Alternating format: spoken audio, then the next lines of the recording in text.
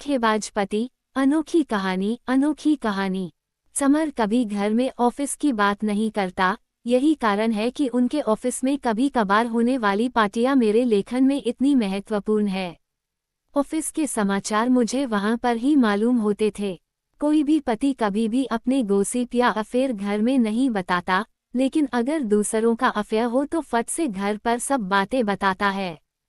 फिर पत्नी पार्टी में दूसरों के साथ मसालेदार खबर शेयर करती है। उस वक्त बताने वाले की आंखों की चमक और सुनने वालों की उत्सुकता देखने लायक होती है। पिछले हफ्ते की पार्टी में मैं सभी महिलाओं के आकर्षण का केंद्र थी। सबसे पहले छवि ने मुझे सबके सामने बेइज्जत करते हुए कहा, उस अकाउंट सेक्शन की बकबक करने वाली वर्षा से तुम्हारे समीर का अफेयर शुरू है। ये बात सच है क्या? उसके बाद प्रिया, देवयानी, मंदाकिनी, अंजलि सभी ने इस खबर की पुष्टि की। उन्होंने कहा कि समर को सिनेमा घर जाते समय होटल में कॉफी पीते हुए देखा गया था, इसीलिए शक की कोई गुंजाइश नहीं थी। मैं पूरी तरह से दुखी हो गई।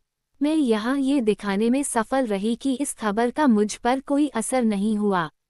मुझे उनकी सलाह और हमदर्दी नहीं चाहिए थी, इसलिए मैं सीधे शौचालय में चली गई। वहाँ एकांत में मेरे मन में दो बातें घटित हुई। किसी भी तरह से ऐसे मामले में पति के साथ लड़ने से कोई फायदा नहीं होगा, हमेशा लड़ाई का असर उल्टा होता है। दूसरी बात, ऐसे में रोने से कोई फायदा नहीं होगा, फिर कुछ अलग चाल चलनी पड़ेगी। मैं वॉशरूम से निकलकर पार्टी हॉल में उनके मामले की गंभीरता का अंदाजा लगाने गई। तभी मैंने समर और वर्षा को हॉल के एक कोने में मैंने दोनों को हंसते और बातें करते देखा।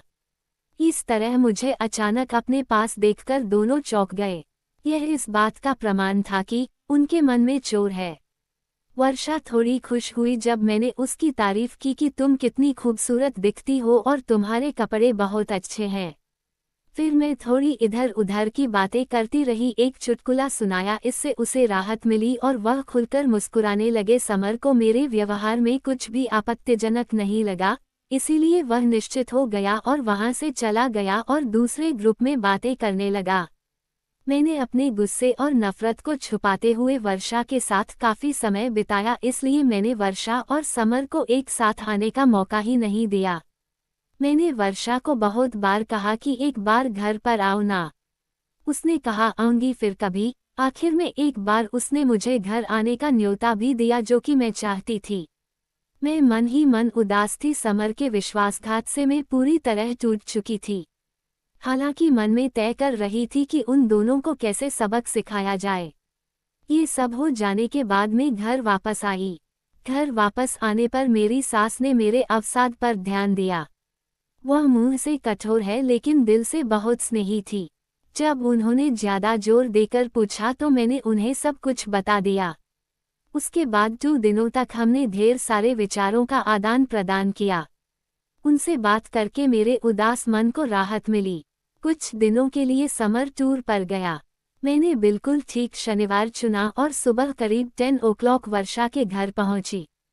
वर्षा ने मुस्कुराकर मेरा स्वागत किया, लेकिन उसकी आंखें चिंता और आश्चर्य से भरी थी। अरे समय था तो इसलिए मिलने चली आई। मुझे तुम्हारी याद आई तो इसलिए आई, सोचा नई सहेली को मिलाए, इसलिए तुम्हारे घर आ गई। मैंने उसे अपनेपन से बोला, तुम्हारा स्वागत है। सोनाली, तुम शिव को क्यों नहीं लाई? अपने ड्राइंग रूम में जाकर पूछा। मेरी नंद आई है मायके, उनके 2 बेटों के साथ खेल रहा था। क्या लोगी, चाय या कॉफी? चाय चलेगी। वर्षा, अरे रिक्शे से उतरते वक्त कमर में मोच आ गई, थोड़ा लेट जाऊं क्या? हाँ, उसने जल्दी से मुझे एक तकिया दिया और मैं आराम से उसके बिस्तर पर सो गई और वह चाय बनाने चली गई। चाय के साथ साथ वो ढेर सारा नाश्ता भी लाई थी। हमने खुशी खुशी चाय नाश्ता खत्म किया। जल्द ही हम कई विषय पर खुलकर बात करने लगे। बात करते करते मैंने उसकी शादी की बात उठा दी। शादी की बात करते ही वह थोड़ा डर गई। मैंने उससे पूछा, क्या तुम लव मैरिज करोगे या अरेंज मैरिज? इस सवाल पर वह बौखला गई। देखूंगी क्या करना है, उसने जवाब दिया। तुम जैसे स्मार्ट दिखने वाली लड़की के कई दोस्त होंगे, जरूर किसी से अफेयर होगा। बोलो ना। कौन है वह भाग्यशाली व्यक्ति? अब वह कैसे कहेगी कि उसका अफेयर मेरे ही पति से चल रहा है? तो मैंने उससे मुद्दे पर कुछ और समय निकालकर उसे प्रताड़ित किया। मुझे बहुत मजा आ रहा था। तभी मेरे मोबाइल फ़ोन पर 2 कॉल आई, एक मेरे सास का और दूसरा मेरे बीसी की सहेली का था। मैंने उन दोनों से कहा कि मैं अब वर्षा के घर आई हूँ। मुश्किल से आधा घंटा बिता था। तभी मेरे सास, मेरी नंद मीनाक्षी, उनके दोनों बच्चे और शिव सभी वर्षा के घर में दाखिल हुए। बच्चे सीधे टीवी की ओर बैठे और वह कार्टून चैनल लगाकर देखने लगे। सास और मीनाक्षी सोफे पर बैठकर मेरी कमर की मोच के बारे में बातचीत करने लगी। मम्मी जी, आप मेरी बहुत परवाह करती हो। तुम एक नंबर की बेपरवाह लड़की हो। 1000 बार बोला कि वजन कम करने को, प्रसार पर नियंत्रण रखें, इसलिए वजन से कमर में मोच तो आएगी ही ना।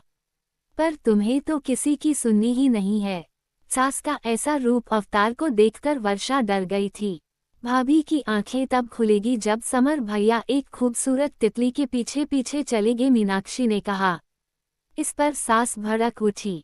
तुम्हारे भैया के पैर तोड़ दूंगी और उस तितली के पर भी, समझी? मेरे सास ने मीनाक्षी को जवाब दिया। अरे माँ, मैं मजाक कर रही थी। क्या तुम नाराज हो गई? फिर मूर्खों जैसी बात क्यों कर रही हो? वर्षा अपनी उंगली या एक दूसरे में उलझाकर जमीन की तरफ नजर झुकाए खड़ी थी। मेरी सास की तरफ उसकी देखने की हिम्मत नहीं हुई। सास मुझे और मीनाक्षी को कहने लगी कि आज की लड़की में ना तो समझ है और ना ही सब्र, अपने गृहस्थी की देखभाल करने की अकल भी नहीं होती। फालतू में इसके उसके लफड़े में पड़ना और प्रेम विवाह करना ठीक है क्या? जिस रास्ते पर आपका काम नहीं है उस रास्ते पर क्यों चलना? बराबर ना वर्षा? हाँ। वर्षा ने झिझकते हुए हाँ कहा। तुम्हारी शादी हो गई है क्या? नहीं। तुम कब शादी कर रही हो? जल्द ही करूंगी। Very good. तुम्हारे माता पिता कहाँ है? मेरे पापा गुजर गए, माँ है, वह आज मेरी मौसी से मिलने गए हैं। कब आएगी? शाम को आने वाली है। मैं उनसे मिलने आऊंगी कभी। सोनाली, तुम यहाँ ही रुकने वाली हो क्या? कमर की मोच कैसी है अब तुम्हारी? माँ, दर्द तो बढ़ गया, बहुत दर्द हो रहा है, डॉक्टर को बुलाए क्या? नहीं, मैंने डरने का नाटक किया और कहा वर्षा, तुम्हारे पास आयोडेक्स है क्या?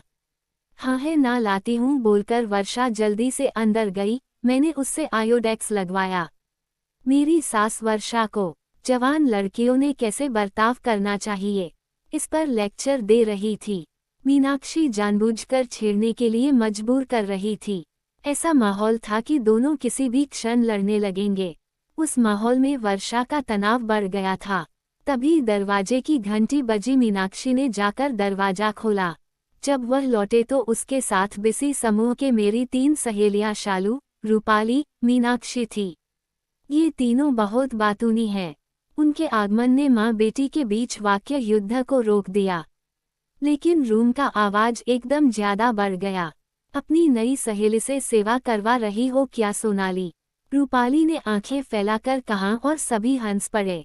वर्षा, तुम्हारे बारे में बहुत सुना है सोनाली से। सोनाली हमेशा तुम्हारे बारे में बोलती रहती है। देखो, उसके दिल में बैठकर हमें वहां से मत भगाना। शालू ने वर्षा के कंधे पर हाथ रखते हुए कहा। हम अपने नए दोस्ती की नींव को मजबूत करने के लिए गर्मा गर्म समोसे, जलेबी, ढोकला लेकर आए। मनीषा ने इतने बेपरवाह अंदाज में कहा कि वर्षा को हंसना आया। अपना परिचय देने के बाद तीनों साहसपूर्वक रसोई में घुस गए। आयोडेक्स को अपनी जगह रखकर हाथ धोकर वर्षा रसोई घर में गए तो उनकी चाय बनकर रेडी थी। लेकिन एक बात सच है कि सब कुछ वर्षा के घर में था और वह अपनी अपनी जगह पर था। शालू ने बच्चों के लिए फ्रिज से जूस का जग निकाला।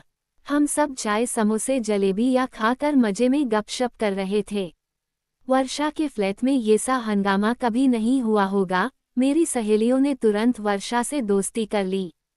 वर्षा भी उनसे बहुत खुलकर बात भी कर रही थी, जैसे वह पुराने परिचित हो। शालू ने शरारत भरे अंदाज में कहा कि सोनाली, वर्षा से दोस्ती करने से तुम्हें जरूर फायदा होगा। मैंने कुतूहलवश पूछा, कौन सा फायदा? अरे समर के ऑफिस में होने से वर्षा तुम्हें वहाँ की सारी बातें बराबर बताएगी। मतलब अगर तुम्हारे समर का वहाँ किसी से अफेयर हुआ तो ये तुम्हें तुरंत बता देगी। अरे हाँ, सच में वर्षा तुम मेरी आंखें बंद कर समर पर ध्यान रखोगी। मैंने बहुत प्यार से वर्षा को कहा। वर्षा के गाल एकदम गुलाबी हो गए। उसने जवाब नहीं दिया, सिर्फ सिर हिला दिया। और फिर वह टेबल पर का सामान समेटने लगी। रूम का फैला हुआ सामान निपटाने वाली थी कि तभी मेरे ससुर वहां आ गए। उनके आते ही माहौल बदल गया। मेरे ससुर बहुत स्ट्रिक्ट थे। मेरी सहेलियों ने फटाफट पल्लू दोनों कंधे पर लिया और झुककर उनका आशीर्वाद लिया। सब ऐसे चुप हो गए जैसे उनको बोलना आता ही नहीं हो। बहू घर चलने की स्थिति में हो या एम्बुलेंस बुलाए? उन्होंने गंभीरता से मुझसे पूछा। चलूंगी पापा, में नम्रता से बिस्तर से नीचे उतरी। मैंने डॉक्टर शशि को फोन किया, घर जाते जाते उनको दिखा कर जाएंगे। ठीक है पापा, यहाँ क्यों आई थी? इस वर्षा को मिलने आई थी पापा जी। इसे कभी देखा नहीं, नई पहचान है क्या? हाँ, यह ना समर के ऑफिस में काम करती है। वर्षा बेटा तुम अकेली रहती हो क्या यहाँ? नहीं अंकल, माँ के साथ रहती हूँ। वर्षा पापा की आवाज से ही डरने लगी। चलो अच्छा है, नहीं तो हम हैं ना तुम्हारे साथ। कभी भी मदद की आवश्यकता हो तो हमें बताना। पापा बोले, फिर हमारे तरफ मुड़कर बोले अब चले। पापा निकले, वैसे हम भी उनके पीछे पीछे गए। घर से निकलते समय मेरी सास वर्षा को बोली, वर्षा बेटा अब जल्दी तुम्हारी शादी का आमंत्रण हमारे हाथों में देना। देर हो गई तो अच्छे लड़के मिलते नहीं। वर्षा तुम्हें हम हमारे बिशी ग्रुप की मेंबर कर लेंगे, मैं बाद में तुम्हें फोन करूंगी। रूपाली के इस प्रस्ताव को हम सब ने अनुमति दी। तीनों बच्चे थैंक यू आंटी बोलकर बाहर निकल गए।